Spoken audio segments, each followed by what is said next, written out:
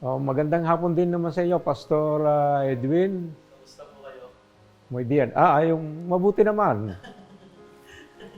Purihin ng Panginoon dahil nga po kayo ay aming makakapanayam. Lalo-lalo na alam ko po na meron din kayong mga patotoo pinagpapasalamat sa Panginoon. Kayo po ay ilang taon na po tayo? Kung okay lang po malaman. 74. 74? Hmm. Wow, 74. Na-interview po namin ng mga ang pinakamatanda ay ang Brother Joe. Sino? Si Joe pala na. 87. Oh, Kaya, malakas pa ba siya? opo, kaya nakakatawa pa naman din po. Kaso, medyo mabagal na kilos. Kaya medyo maliksik eh. Brother Joe Magsino, kumusta ka? So, kami po yung nandito para po intervene kayo about sa ating 75th anniversary. Ano po ang naisip ninyo kapag nalalaman nyo na 75 years na ang inikbulan Fundamental Baptist Church? Oh. Ang masasabi ko yan, diya sa iglesia natin, yan ay napakahalaga sa aking buhay. Bakit? Dahil ako, parang kami magkaedad niyan 75 eh. Kaya lang, ang simbahan yan, hindi pa naitatayo, ay kasi yung ibang mga member, nandito na nagtitipon-tipon sa bahay ng Mamay Inong. Kaya nung ginagawa yung simbahan yan, nariyan din ako. Meron na akong pag-iisip na sa mga gumagawa. Alam ko kung sino mga taong gumawa diyan. Pwede nyo ba sabihin, kahit ilan lang po yung naalala nyo lang po mga Oh. tao? Nalimutan ko ang pangalan. Yung ama ni Nagudi, ni Manong Tuming, ang Mamay Asong Gonda. Yun ang bahay noon nandito sa tabi ni yung bahay din ni Nagudi, Gonda. Yung tabing ibaba. Na tabing ilaya naman ang mga baral, yung mga kamag-anak ko. Ayan. Naalala nyo po kung ilang taon po kayo noon? Naalala nyo? Nung tumutulong kayo sa church? Ay hindi, ako'y nanggugulo dahil ako'y bata pang maliit. Oo. Kaya nung sabi sa akin, Tutoy, tabi dyan. Naaalala ko yung mga bagay na yon. Mga anong taon? May nare-recall nyo po ba kung anong taon yun? Anong year?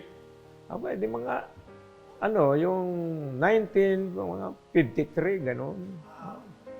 Yung ginagawa, 54. Oh. Kasi yung iglesyang yan, hindi pa nakatayo. Nagkaroon ng yung sa Christmas program na nagtayo ng tolda dito kung hindi ako nagkakamali, yung location, yung tinatayo ng bahay ni na kapatid na namatay na Willie Abalos. Nagtayo din ng tolda nung Christmas sa Doon po mismo sa bahay. dahil ang natatandaan ko, katapat lang kay Mamay Kinyong buhat. Yung si Maestrang Maria. Yun po ang inyong Natatandaan. Pero yung dito sa simbahan hindi ko masyadong matandaan kung anong mga taon nagsimula. Dahil ang natatandaan ko, doon sa bahay ng Mamay Inong, yung tapat ng bahay ni na Baby, diyan. At diyan nagtitipon ng mga kapatiran na galing naman sa ibaba na simbahan.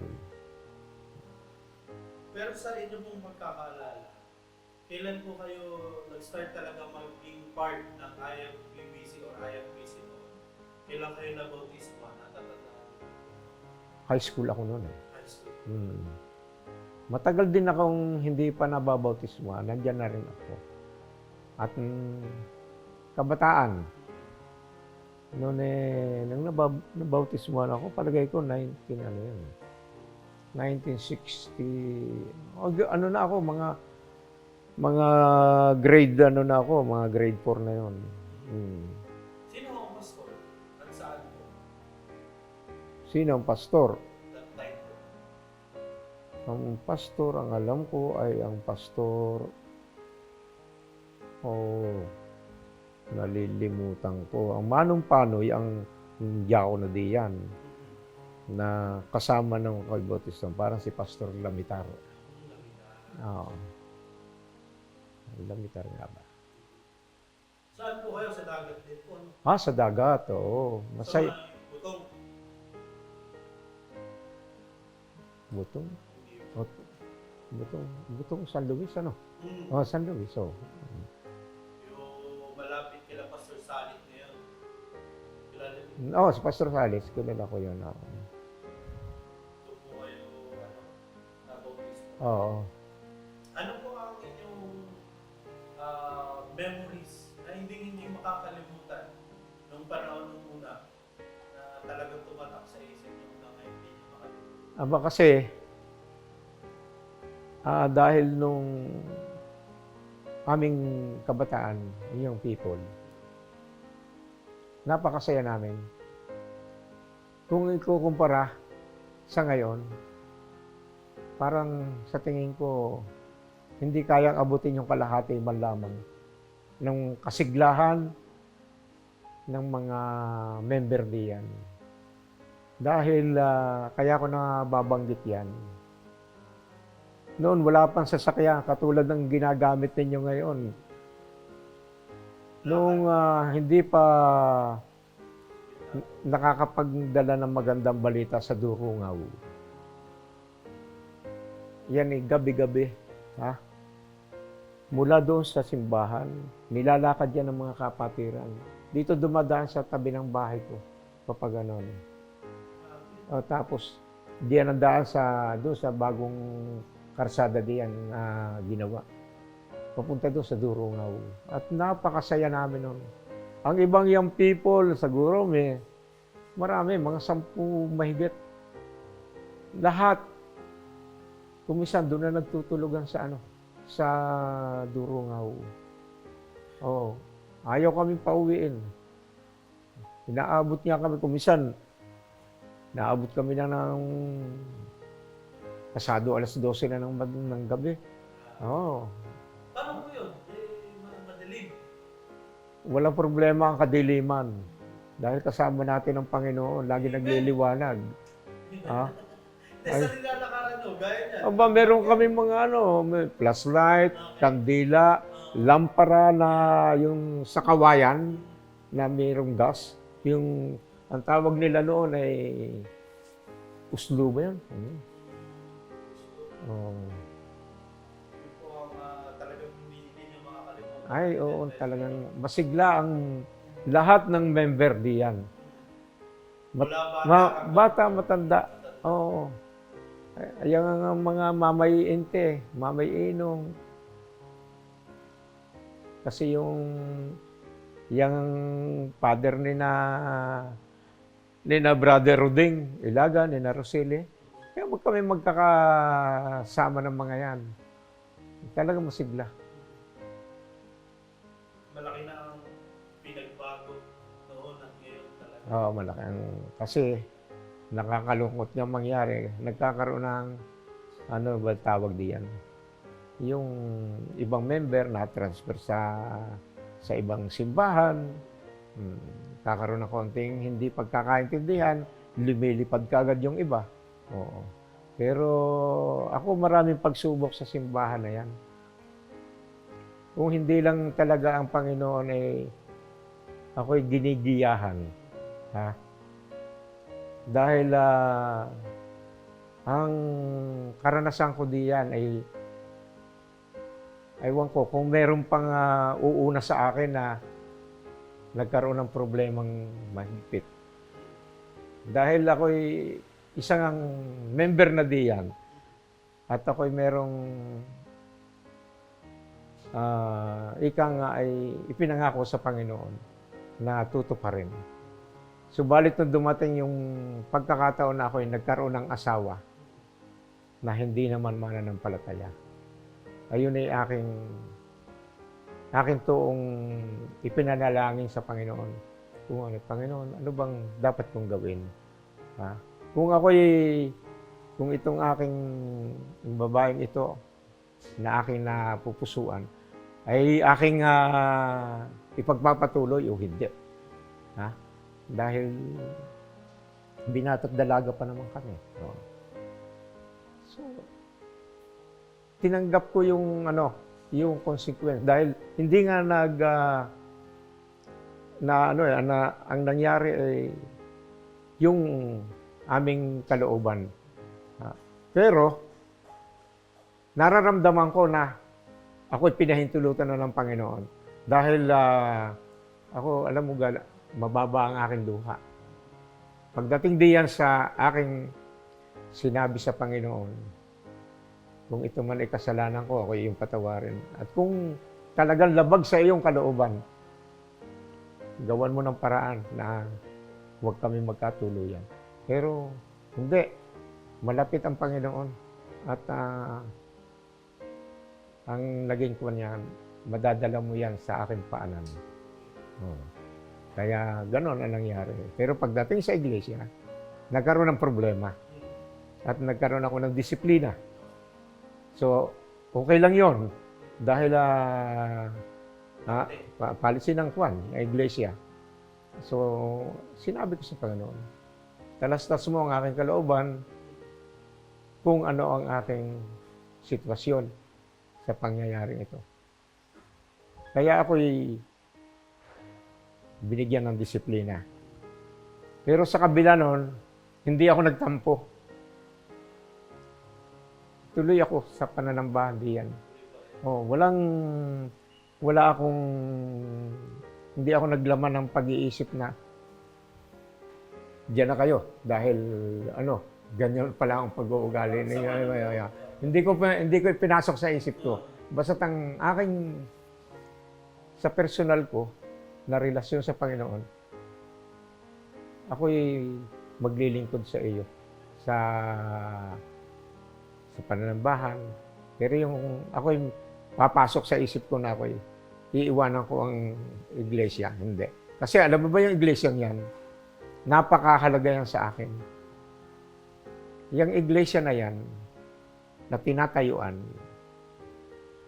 ang lupa, ang pag-aari na ipinagkaloob ng Panginoon sa aking mga magulang, ay sila ang naging katiwala diyan ng Panginoon nung una. Kaya yung the best friend of Jesus na tatlong magkakapatid, sino yun? Lazaro? Sino pa? Marta? Mary. Ay ang aking lolo, ang pangalan ay Lazaro. Ang aking lola ay Marta. Kaya kada ako'y haharap sa simbahan, alaala ko yung aking mga magulang. Kaya nung wala pa dyan ang simbahan, yan ay may hagdang mahaba, nakwayan. Gumagapang ako diyan. Nagyan pa yung ang isa kong kapatid at saka yung isa kong kapatid ng aking ama, Tia Ita. Ayan. Ng Ate Anday, diyan. Kaya mahalaga. At saka iniisip ko lagi, yung aking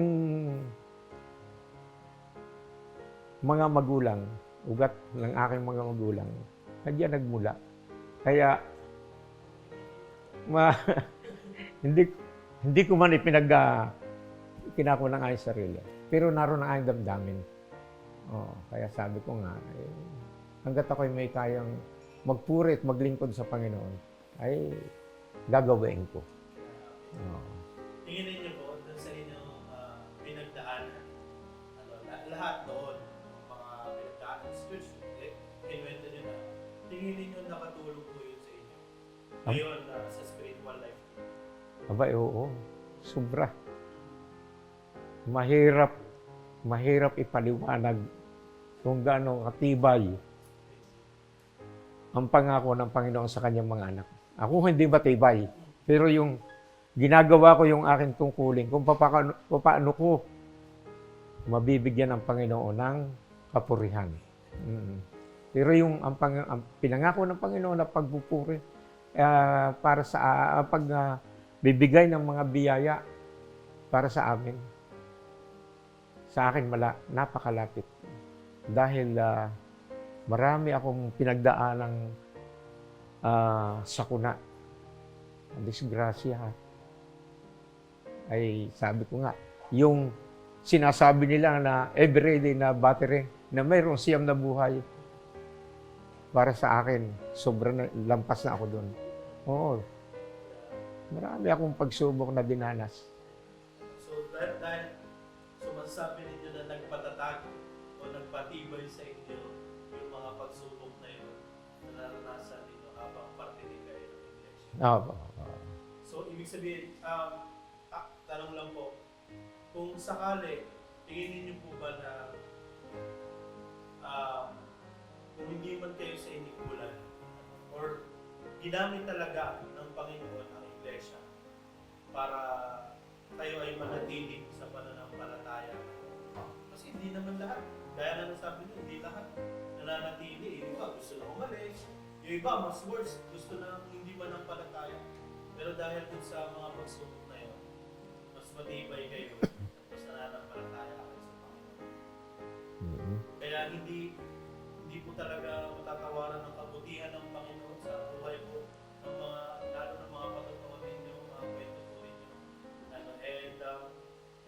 Kung tatanungin po kayo, ano po ang isa sa pinakamalaking impact ng inikulan o ng IFBC o IFBBC sa buhay niyo po personal?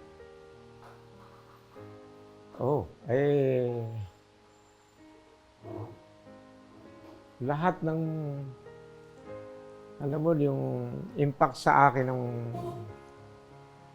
mga manggagawa diyan, yung mga kanilang mga dinadalang magandang balita, ay napakalaki ng impact sa akin. Dahil hindi naman ako katulad ng, ayoko namang, ang aking kalooban, pagka yung mga mensahe ng mga pastor na kanilang binibitawan, kahit na isang pastor ay nakikita ko pagkatapos sa simbahan ay meron akong paningin sa kanya na parang iba. Pero yung kanilang binitawan na salita na mula sa banal na kasulatan, ako'y talagang napupuspos at nare-revive yung aking pananampalataya. Oo. Iba ako.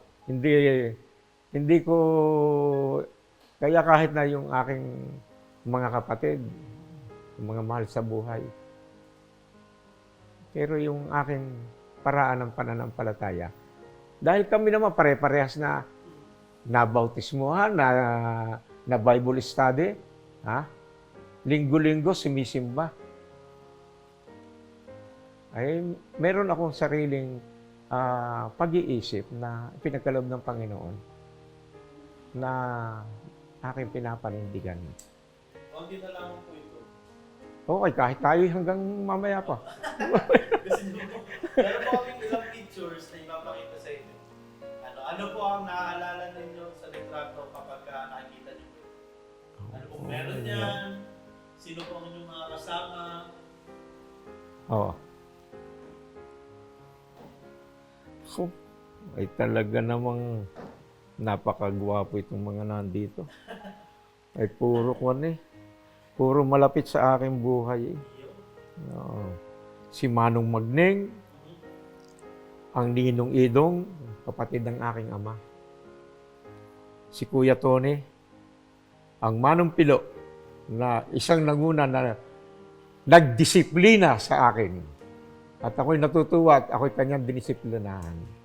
Mm. Sino naman ito? Si Pastor Ibilane. Ibilane nga ba yun? At saka si Kuya Maing, si Paring Role, at si ako. Oh. Ano po ang meron yan? Ba, ito Naalala na. niyo po? Ay, hindi ko na maalala kung anong meron ito. Pero palagay ko merong isang event dito na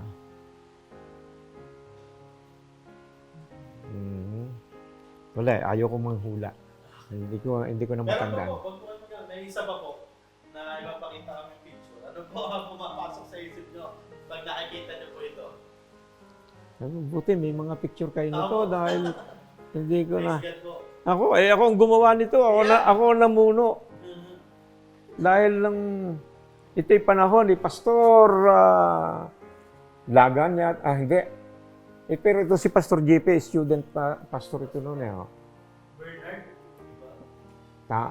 Bernard, di po? Tama. Nandun siya kay Pastor Raut na ano. Oo. Oo. Ako ang namahala sa construction ito. Oo. Talagang hanggang ngayon po. Oo. Ay, singitan ko daw po yan eh. Ha? 28 years. Kasi 1996, sabi po ni Tito Sam. Parang 1996 siya kapag yan. Oo. Maari nga gano'n. Oo. Singitan ko po siya.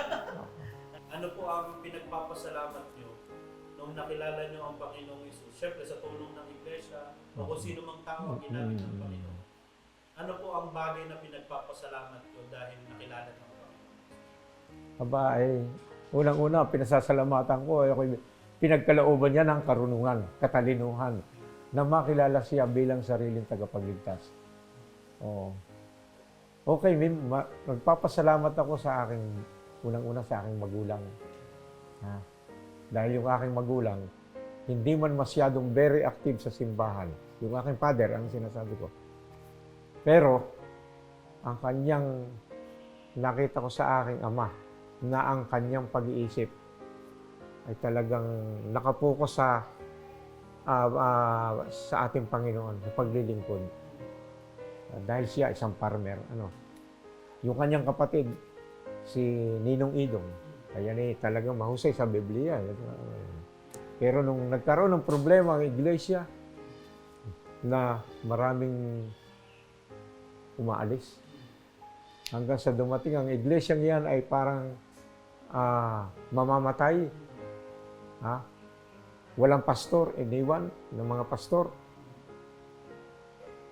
Mga membro nag-alisan. Pero sinabi ng aking ama sa kanyang kapatid, Pedro, ako'y mananatili dito sa iglesia nito. Dahil marami nang nag-alisan. Pero ganun pa man, walang pastor. Ang iglesyang yan ay nagpatuloy sa paglilingkod sa pamamagitan ng mga diakono.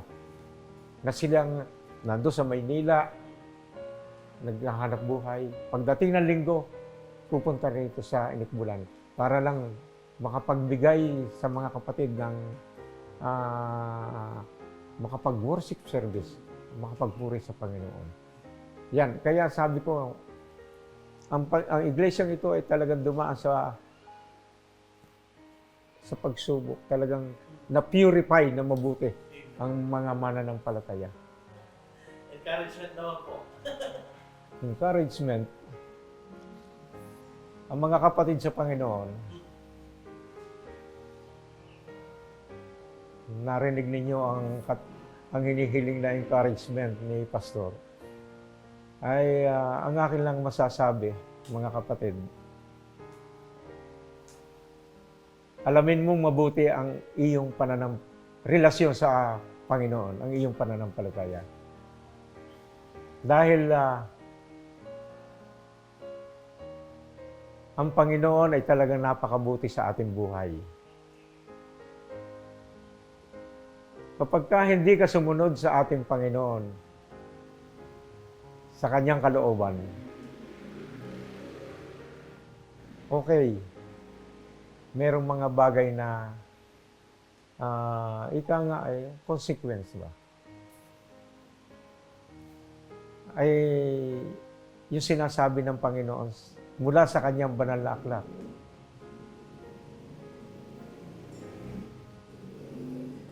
kayo ang asin ng sanlibutan. Kapag ka ang asin ay tumabang, itinatapon na lang at wala nang saysay. Kung ikay nagsasabing ikay isang mananampalataya at ang iyong asin ay wala nang lasa, sayang lang. At ang isa pa, ikaw ay ilaw ng sanlibutan. Kung ang iyong ilaw ay nilalagay mo sa iyong likuran, hindi makakakita ng liwanag ang iyong mga kaibigan o iyong mga minamahal. Tatandaan mo, kapatid, ang Panginoon ay nabayubay sa cross ng Kalbaryo. Doon sa cross. Ang cross ay nagsisimbolo ng pagmamahal. Ang isang pataas, vertical, at ang isang horizontal. Sabi ng Panginoon, ibigin mo ang iyong kapwa. That is horizontal. Vertical, ibigin mo ang iyong Panginoong Hesus. Kaya kung ikay nagsasabing ikay Kristiyano at ikay napupuot sa iyong kapatid na mananampalataya, hindi magandang. Kaya mahalin mo ang iyong kapatid bago mo sabihin ikay mahal ng Panginoon. Yun lang ang masasabi ko sa inyo. At yung kaunting problema sa iglesia, huwag mong gawing problema. Ipanalangin mo sa ating Panginoon. At yan ang magbibigay tibay sa iyong pananampalataya sa ating Panginoon. Greetings po. Pwede niyo po bang batiin ng Happy 75th Anniversary IFBPC? Oh. Okay. Happy anniversary, Inikbulan Fundamental Baptist Bible Church. Purihin ang Panginoon sapagkat ang iglesyang ito ay patuloy na nagbibigay, nag-share, nagbabahagi sa ibang tao ng mabuting balita. Purihin ang Panginoon. At sawa, ang aking panalangin naway sa mga darating pang panahon, ang iglesyang ito ay magpatuloy na matibay ang pananampalataya at idinadalangin ko kayong mga kabataan, kayo ang hahalili sa aming mga matatanda na. Oo. Kaya, happy anniversary again, Inikbulan Fundamental Baptist Church. Amen.